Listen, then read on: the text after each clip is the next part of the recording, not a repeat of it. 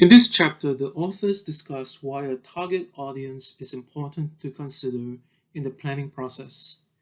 They then discuss how to segment and select target audiences for a campaign. They conclude by explaining how to conduct rigorous and appropriate research to achieve an in-depth understanding of one's target audience.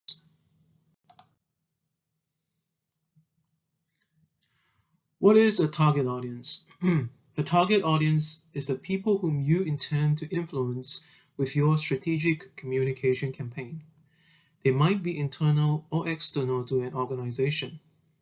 A target population is the larger group from which an eventual target audience will be selected. There are three overall steps to selecting your target audience. First, you have to define your target. Second, you have to segment your target. And third, you have to select a message dissemination strategy. And we'll talk more about them in the following slides. Next, there are four types of people in your target audience. Namely, first, the people you want to think, feel, or act differently. Second, the people who communicate with your primary audience. Third, the media. And finally, fourth, policymakers.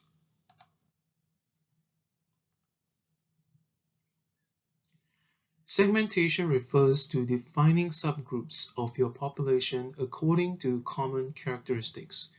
And here are a few examples. Demographics, which refer to age, gender expression, income, education level, marital status, race, religion, nationality, and occupation. Or generation, which is also an extension of demographics. Location, such as continents, countries, regions, states, counties, cities, or neighborhood. Culture can be an important way of segmenting your population as well, which include things to think about such as structures, symbols, and processes that communicate meaning. Behavior, which refers to what people have done, are currently doing, or what to do. And another area of segmentation to pay attention to is psychographics, which refers to dividing your target audience into subgroups based on their lifestyles and attitudes. Alternatively, or in tandem with the above approaches, you may select segments based on theory. In theory-based segmentation, the target audience is segmented according to a theory being used by the organization. So here an example, we'll be talking about the trans-theoretical model as a target audience segmentation tool. Referred to simply as stages of change, the TTM accounts for and describes how individuals stop negative behaviors or adopt positive behaviors by progressing through a series of 5 stages, and we'll talk about them. The first stage is pre-contemplation, which refers to individuals having no intention to change in the near future, and they may have no awareness that they need to change their behavior. Second stage, contemplation. Individuals have recognized that a problem exists and are considering taking action in the near future, but have not made any actual attempts to do so. Now, the third section, or third stage rather, is preparation. At this stage, individuals are in a transition in which they have begun to experiment with or attempt to enact the behavior, but have not fully modified their behavior accordingly. Next stage is action. At this stage, individuals have made specific overt changes to their behavior within the past 6 months. And the fifth stage is maintenance. Individuals attempt to continue the modifications to their behavior and avoid relapse. So using the TTM to segment an audience offers a fairly straightforward path for messaging depending on which of the 5 stages your target audience is in. For people to progress through these stages, which is the goal of TTM, they need to have an awareness of the advantages of changing and how these advantages outweigh any disadvantages, referred to as decisional balance. They also need confidence that they can make and maintain change, which referred to as self-efficacy. And finally, they also need to have the strategies that can help them to make and maintain the recommended change, referred to as processes of change.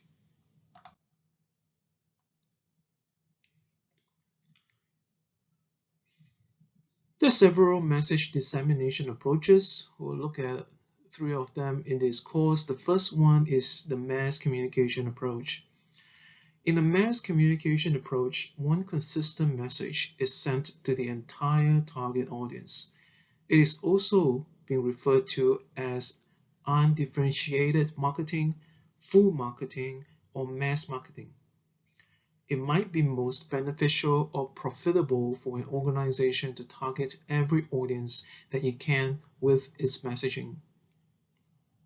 A limitation to using a mass communication approach is that this one-size-fits-all approach is not able to be adapted for audiences with unique preferences, experiences, or situations.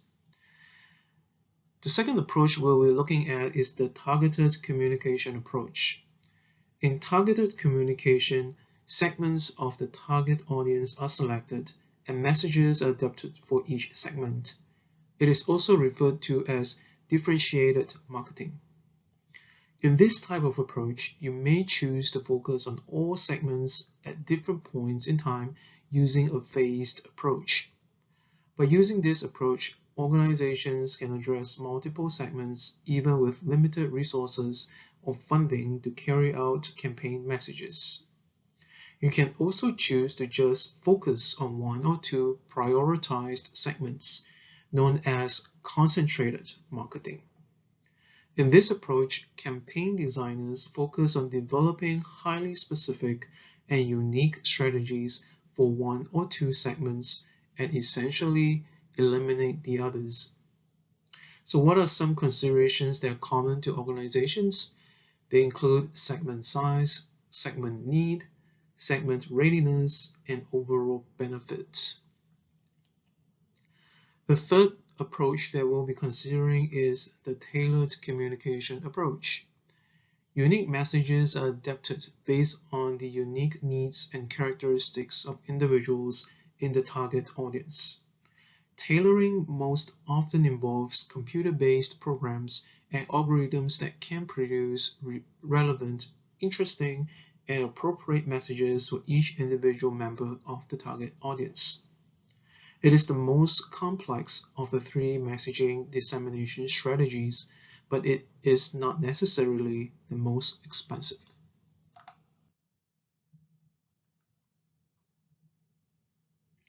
The process of conducting research to understand your target audience is referred to as formative research in campaign development.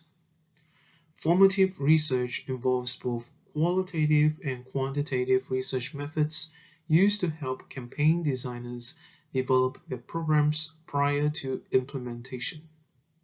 Commonly examined topics in formative research are knowledge, attitudes and beliefs, preferred communication channels, and reaction to your message.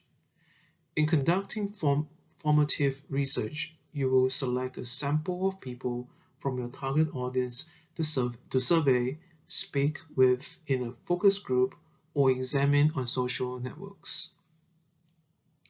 A sample is the term for the group of people included in your research. The entire population is referred to as a census. Now let's first take a look at survey research. Survey research is defined as the administration of a questionnaire to a sample. There are a few options to choose from. First, face-to-face surveys. Second, telephone surveys.